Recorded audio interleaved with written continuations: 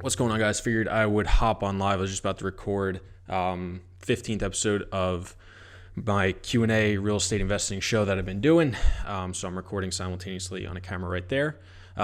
If you are watching this later on, recorded on YouTube or whatever, also doing an IG live. But yeah, this is the 15th Q&A real estate investing show. If you are watching on Instagram, you haven't checked it out, go to my YouTube channel, go check it out. You can click it by hitting the link in my bio.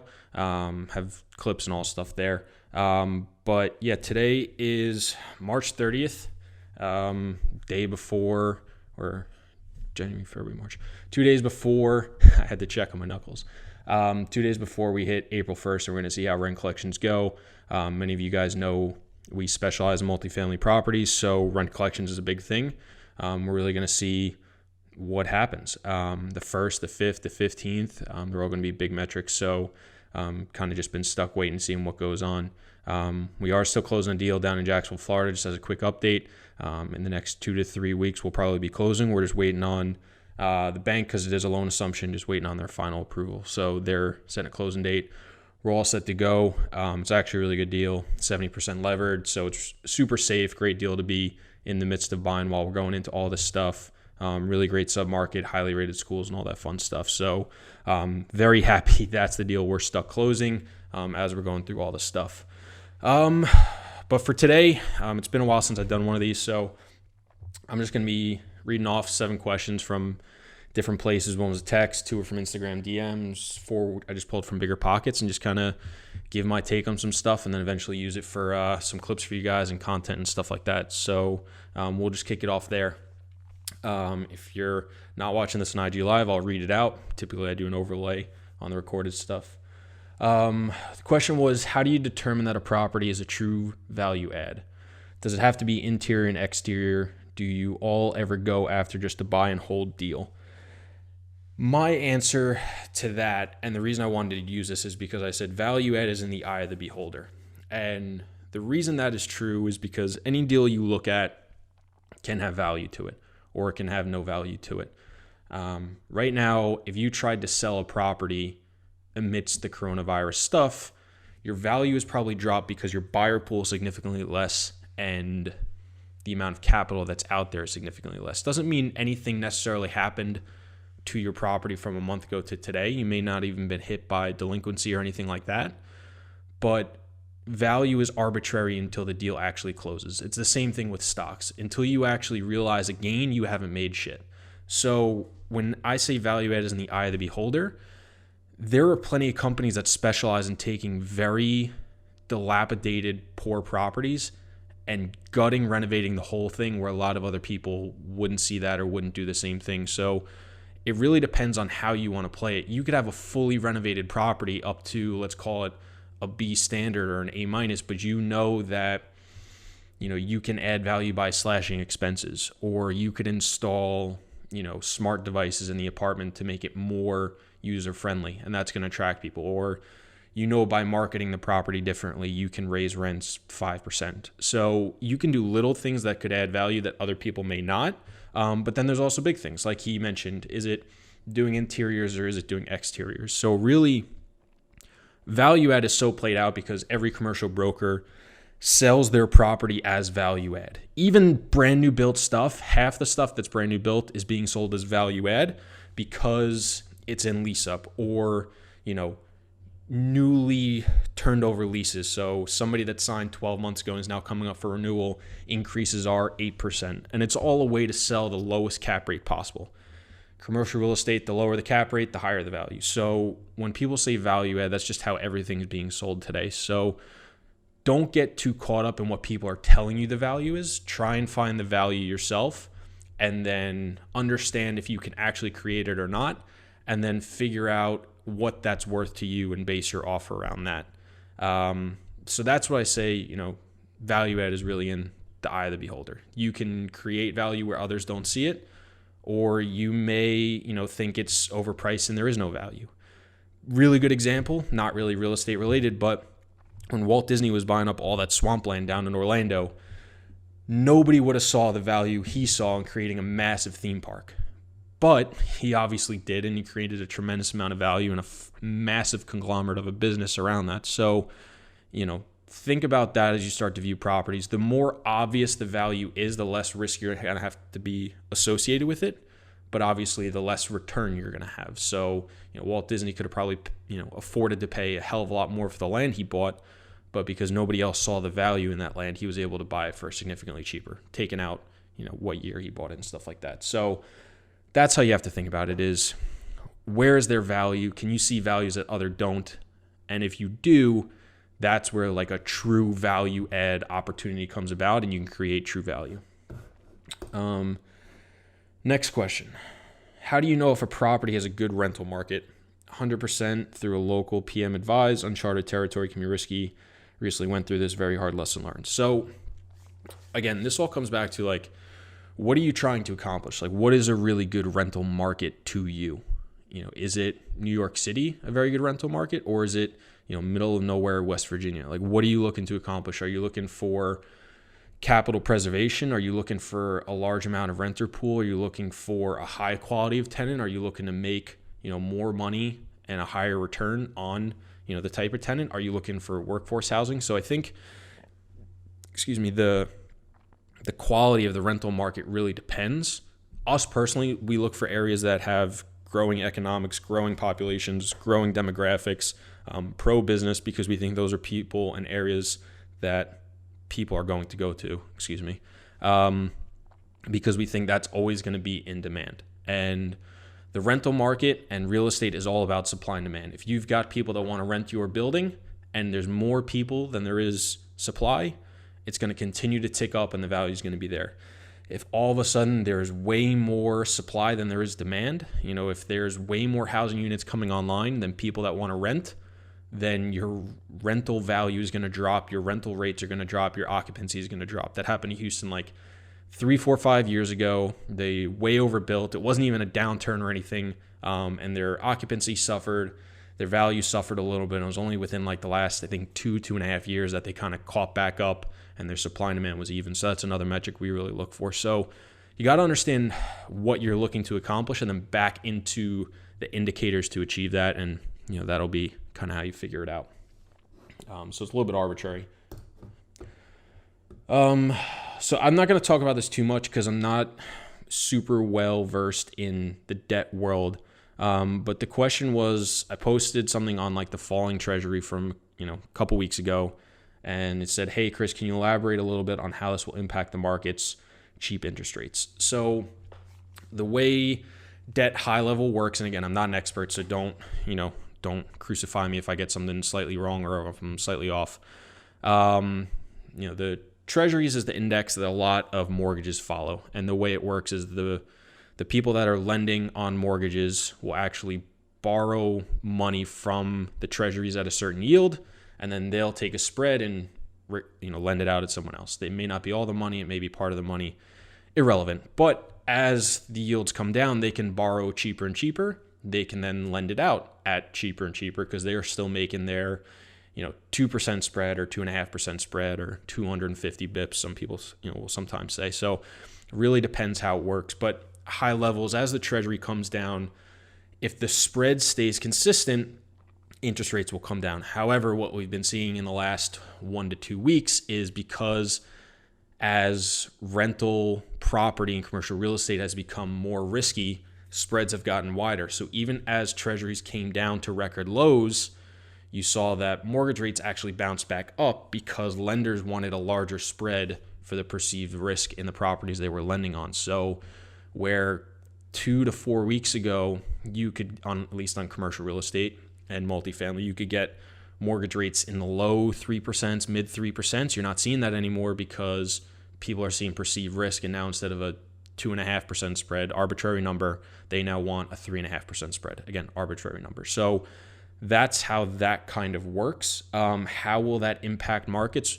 What we started to see was as interest rates were coming down, people were claiming you could buy at a lower cap rate because theoretically, it's the same way it works for multifamily. If I can borrow money at 4% and I'm buying a property at a 6% cap rate, What a cap rate is saying is if I buy this property all cash, I'll make 6%. But now what happens is I'm borrowing a chunk at 4%, and I'm going to make the spread between the 4 and the 6, and it's going to leverage up my cash flow return on those properties. However, the problem becomes if you continually come down on cap rates, if interest rates ever come back up, it's tough to add enough value that your cap rate in the future will make up the premium you paid today. So if you buy it for a 4.5 cap today, maybe you improve the property and you get it up to a 5.5 cap or a 6 cap or something like that. If cap rates come all the way back up because interest rates come back up, right? I'm not going to buy at a 5 cap if I'm borrowing debt at 5. That doesn't make sense. Or even go negative, right? If I'm borrowing money at 5.5, I'm no longer buying properties at 4.5 caps. My cap rate on that property is going to increase and artificially lower the value because where I can borrow money at is creeping higher and higher and higher. So what we started to see was people trying to sell lower and lower cap rates. I don't know if many actually sold in that range, but that was kind of what started happening. And then obviously coronavirus came and uncertainty came and kind of wiped that out. And, we've kind of put a little bit of a halt on, buying deals right now because we're a little uncertain. We're only just closing on the one we have. But there was a lot of effort to try and continue to compress cap rates from brokers, from sellers, from intermediaries, things like that. So that was what we started to see, and then it kind of got wiped out. So just keep that in mind as you're buying deals. Look at historically where cap rates were 3, 4, 5, 6 years ago, because if interest rates start to creep back up, that's where cap rates are going to go for commercial real estate. Next question. As investors or property managers, do you completely avoid neighborhoods with high vacancy rates, or would you consider purchasing an apartment complex in a neighborhood with high vacancy rates if the price was right? There's one neighborhood I'm looking at where the vacancy rate is roughly 29%. That's very high. The property I'm looking at is currently at 60% vacancy. If I were able to bring the property into neighborhood averages, huge cash flow, NOI increase, property needs a lot of CapEx, can be purchased at a deep discount due to seller COVID panicking. The neighborhood is decent, B, maybe B minus, just a little bit distant from the city and lower population density.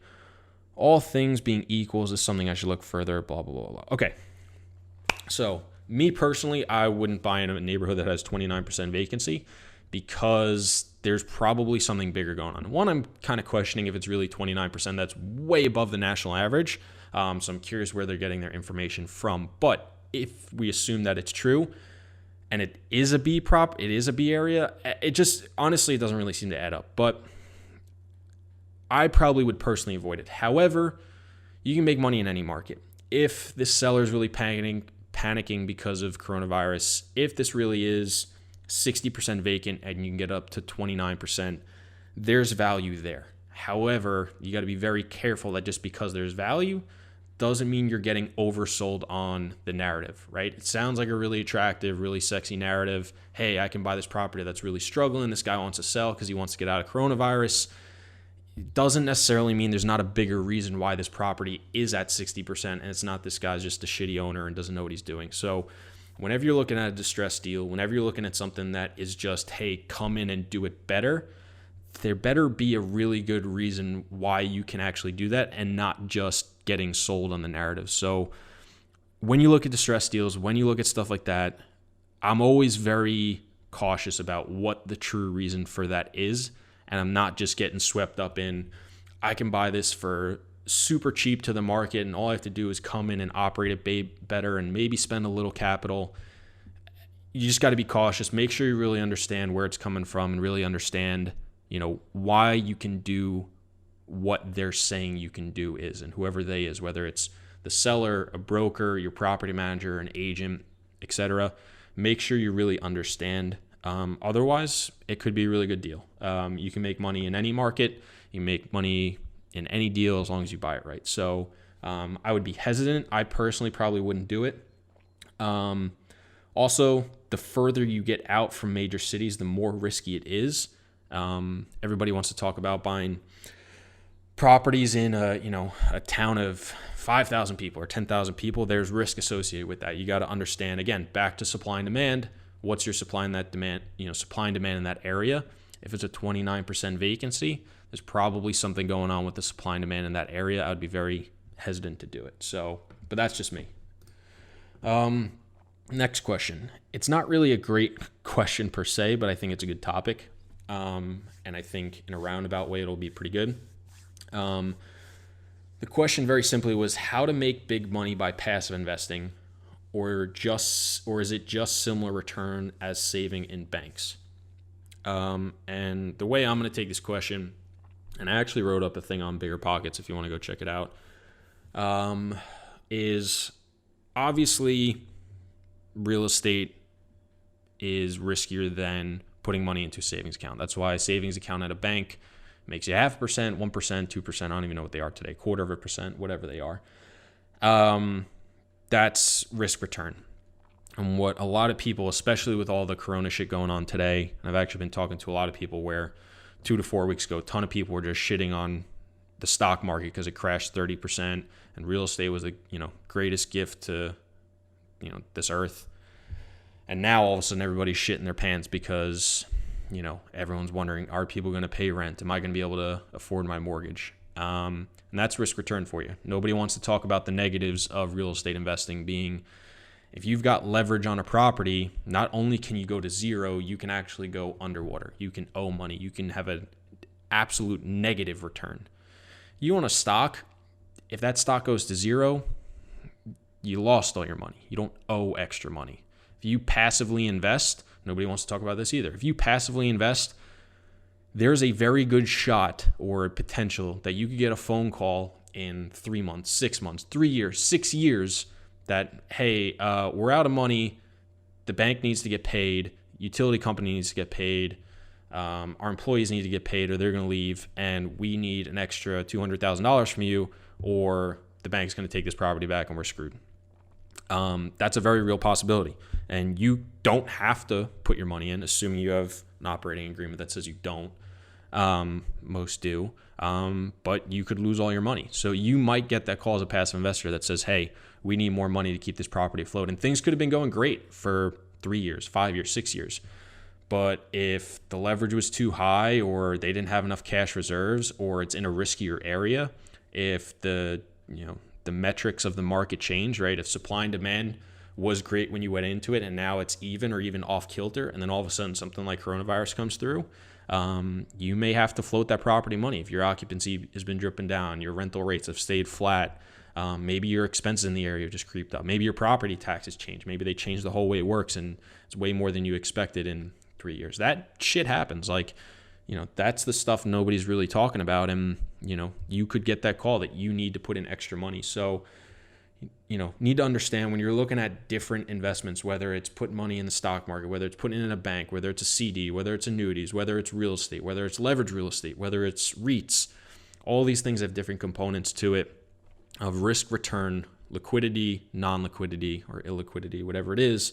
And you've got to weigh that up for what's important to you and your situation at the time. So back to the specific question, how to make big money by passive investing. If he thinks big money is putting it in a bank account, yeah, you can make big money by passive investing. You can easily make 10 to 15%. You can potentially make more. I think right now we're probably not going to see some crazy 20 to 30% returns anymore, just considering what's happened with the market. But compared to a bank account, you definitely could have made more, but you could also lose a hell of a lot more. So you just got to understand, the differences. Next question. I plan to invest in commercial real estate by the end of the year, but I need to raise money for the down payment first. If I borrow money from an investor for the down payment, would I be able to refinance the property and give them their money back after a year? So I almost didn't use this question because I'm not a big proponent of no money down, creative financing, real estate investing, especially now that coronavirus has happened and, over leveraged properties are going to get crushed. However, the answer to this question is technically yes. If you have somebody that's willing to fund you the down payment and you can refinance it in 6, 12, 18 months by adding in a value and you have the right structure in place, you can technically refinance out somebody, own that property with no out of money pocket. You did all the work, stuff like that. However, if you have no money to invest in real estate, I don't think you should. That's really what it comes down to. I think there are always going to be people who are in situations that don't allow them to save up enough money over a few years to put down enough money to invest, 10, 15, 20, $30,000 to get started in real estate, whatever it costs you. That being said, I think the far majority of people use too many excuses to not save up enough money, to look at creative strategies, to not invest in real estate where there is good risk-adjusted returns. Going back to the last question where we talked about, risk and reward and banks versus real estate returns, if you leverage a deal to 100%, which is basically what you're doing, there's a lot of risk involved, and I don't know what the return necessarily is. It's not for me, and I don't think it's, should be for anybody. But if you can save up for a few years and take a hard look at your expenses and understand what's going on, I think that's the much better way to get involved. Now, can you get creative with your own money and, do some sort of BRRRR strategy or things like that? Sure. I would just be very careful that you don't get into a scenario where you're over leveraging the property. Make sure your debt service coverage ratio is high, right? You want to be able to cover it at least 1.25 times, if not, 1.35. So that means if your mortgage payment every year was $100,000 for easy math, it should be, netting, the property should be netting an income $135,000 or $125,000. That's a good safe ratio to have. The higher, the better. So if you're looking at it and you think you're going to refinance and only cover 1.1 times, that's a very highly levered loan, even if a bank gives it to you. I wouldn't recommend it. So for me, I think it's way better to have a risk-adjusted return and kind of just take it a little bit slower instead of trying to do it today with no money. Find a way to build up some cash reserves, maybe get a second job and, take a look at your expenses. I think most people, or a large majority of people that are looking to invest in real estate, especially in the next couple of years, have a larger ability than they think to add some extra income as well as reduce some of their expenses and save up, $5-10 grand a year for the next 2 to 5 years and can get involved in real estate that way. And doesn't necessarily mean it has to sit in the bank for the next 2 to 5 years.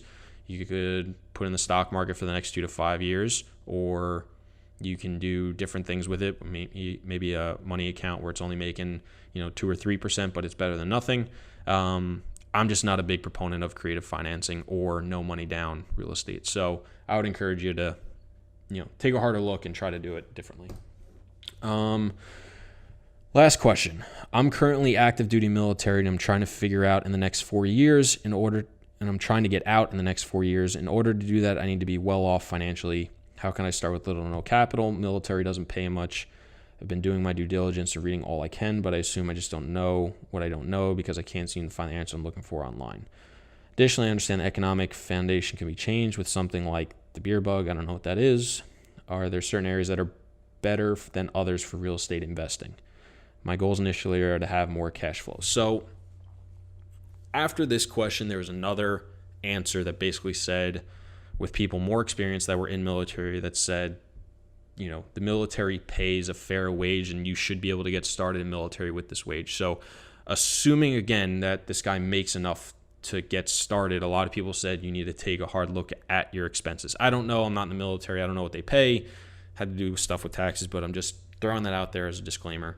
I'm going to kind of take the military component out of it. But are there certain areas that will be better for others than real estate investing? So when you're looking to get started, and that's kind of what this question is again, of like looking to get started, if you don't know where to start, you've got to go out and look up as many different ways to get started in real estate investing as you can. So that's look up, 15 different asset classes, 10 different asset classes, and look at 5 different ways to get started investing in that asset class.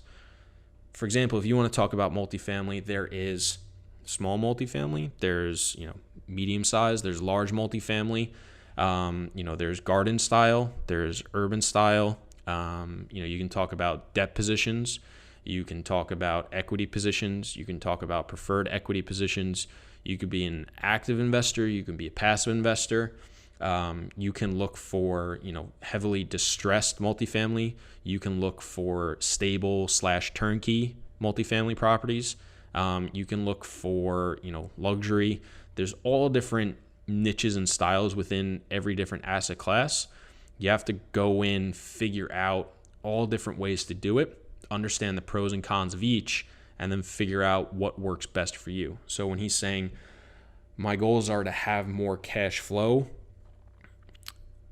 my guess is the idea of cash flow is great. However, in reality, to have cash flow that makes a significant difference, most people, you need to have capital to make a significant amount of cash flow.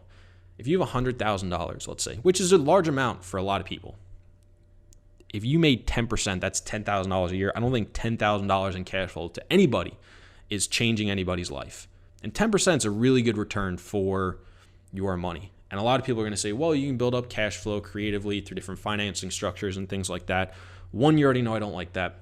Two, if you're making, let's just say you're making $100,000 in cash flow on no money out of pocket, you're sitting on equity that's in that property that's technically capital.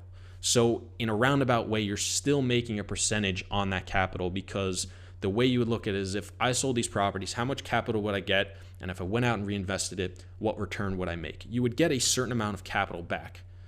Let's say those properties, returned you just $1 million or $500,000. You were making whatever percentage you were on those properties. Good chance it's going to be way lower than you think. So if you somehow built it up to $100,000 in cash flow, you're probably sitting on a ton of capital you built up, a ton of equity you built up over time. You don't just mystically make $100,000 without having capital. So I think the problem a lot of people have when they're starting out is cash flow is great, but for me, it requires a lot of capital. You can make more than 10% cash flow on a property, maybe 12, maybe 15, especially if you get into less populated areas or other assets like self-storage or mobile home parks, or, I guess technically, fix and flips, you're making cash flow, but they're so short, they're not really cash flow oriented. You can make double-digit returns, but even if you made 20% and you want to make $100,000 a year, that's $500,000. That's a lot of money for a lot of people. So I think people tend to underestimate how much capital is needed to get a significant amount of cash flow that it makes a difference. That's why a lot of earlier investors are looking for quicker turnaround deals, flips, wholesale, distressed opportunities where you can get in, put your money to work, get the value up, offload it, and quickly build up a nest egg, and then invest that for more cash flow driven opportunities. So if you're looking for that, how to get started, I think you need to understand more opportunities, go out and research, go on Bigger Pockets, listen to podcasts, watch videos like this if you're so inclined, and understand how many different ways there are to get involved. Figure out the pros and cons, the risk and rewards. Figure out one you think you would like, try it, understand it, and then either continue or change, and then just kind of build up some capital and then eventually put it to work and build up that cash flow. But that's it. So that's the 7 questions. That's it. Me done. I'm going to have this video up in probably the next day or two on YouTube. So if you came on live and you only caught part of it and you want to see the whole thing, I'll put a link to it sometime this week. If you're watching on YouTube and you don't already follow me, I'm on Instagram at chris.grenzig. But that's it for me. Thanks for watching.